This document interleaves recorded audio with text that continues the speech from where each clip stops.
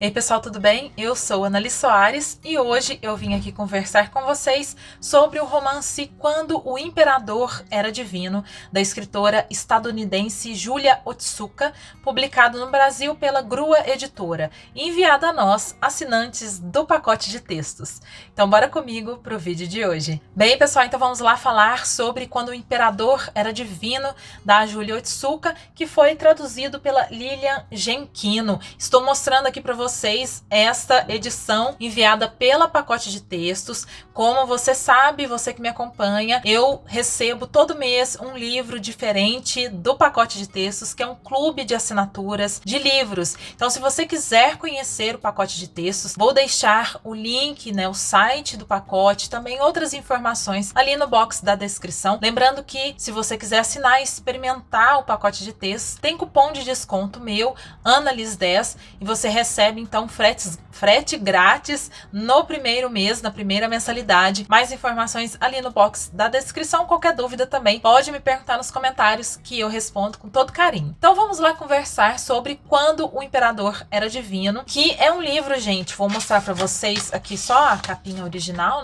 caso vocês vejam ele por aí. É um livro da Julia Otsuka que vai tratar da experiência, da vivência de uma família japonesa, de uma família de ascendência japonesa nos Estados Unidos durante a Segunda Guerra Mundial. Eu não sei se você que me acompanha conhece ou tem essa informação. Vou confessar para vocês que eu não tive contato com isso em momento nenhum, e depois de conhecer o romance da Julia Otsuka pela Pacote, eu fiquei sabendo e fui atrás dessas informações sobre os campos de concentração que existiam nos Estados Unidos, que reuniram mais de 120 mil japoneses e descendentes de japoneses que lá viviam. Neste contexto histórico da Segunda Guerra Mundial, a Julia Otsuka então retrata a história de uma família com os pais e dois filhos, duas crianças, que se veem extremamente abalados por esta questão da Segunda Guerra Mundial. A esposa aqui, a gente começa a acompanhar o romance com o ponto de vista da esposa. Pouco depois do ataque a Pearl Harbor,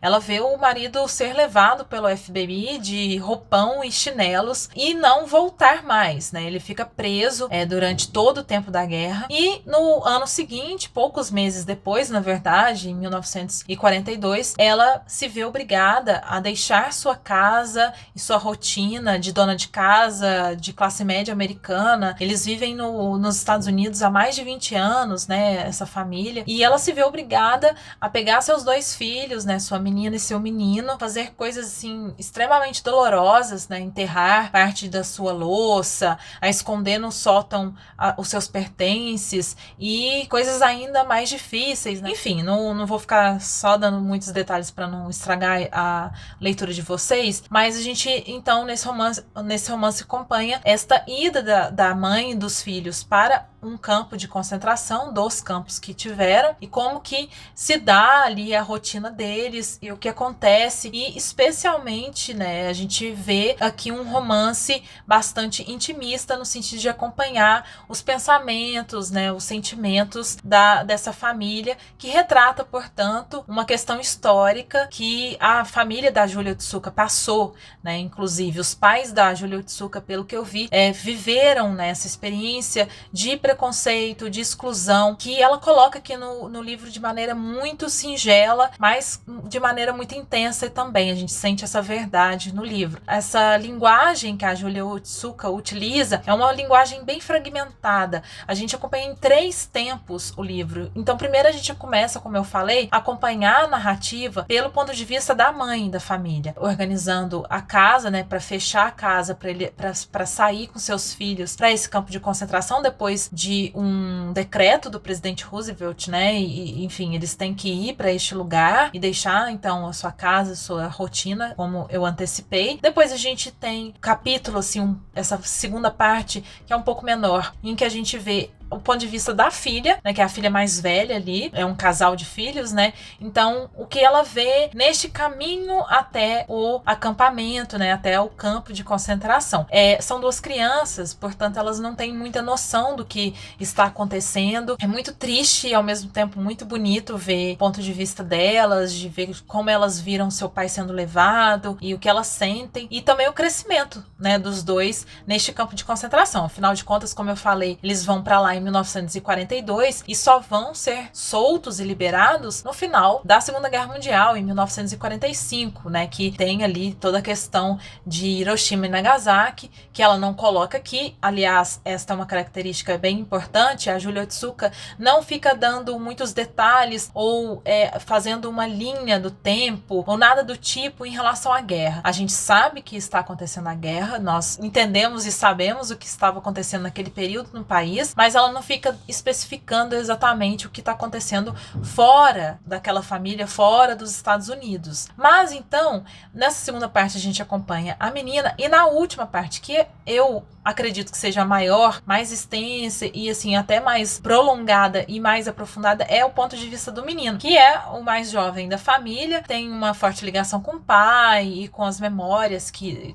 de antes, da rotina da família e tudo mais, e é uma narrativa até um pouco mais arrastada, mas com certeza é uma decisão, uma escolha narrativa da autora para que a gente acompanhe então tédio da família neste campo de concentração, né? A passagem do tempo muito alongada, muito difícil, essa falta do que fazer ali, dessa rotina muito sem grandes novidades que a família passa, né? E especialmente o ponto de vista desse menino em relação à mãe, ao comportamento da mãe, como a mãe vai sendo pouco a pouco destruída mesmo, né? Tipo, ela fica muito deprimida e as crianças acabam indo cada uma para um lado, assim, né, entre aspas, não tem muito para onde ir, mas eles se afastam até um pouco em algum momento ali, né, durante a guerra. A menina é um pouco maior, começa a se envolver com outras crianças e adolescentes ali do campo, e esse menino fica bem solitário. Então, por isso que essa terceira parte, eu acredito que seja até, assim, não sei se mais importante,